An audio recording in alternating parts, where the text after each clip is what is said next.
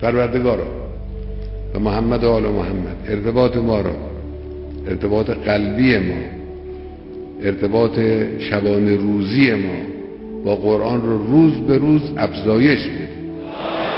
ما رو از برکات قرآن و از نعم قرآن و از رزق قرآن برخوردار بفرما.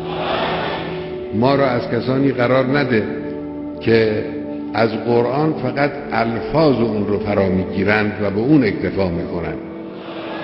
پروردگارا لطف خودت و فضل خودت را بر این کشور، بر این ملت، با رسوندن این ملت به آرمانهاش و با پیروزیش بر دشمنان کامل بفرما.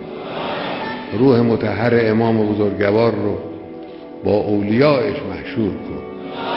ارواح طیبه شهدای عزیز ما رو با اولیایشون محشور کن. هر جا مؤمنینی در راه مبارزه و جهاد فی سبیل الله هستند، به هر نحوی از جهاد پروردگارا اونها رو بر دشمنانشون پیروز کن.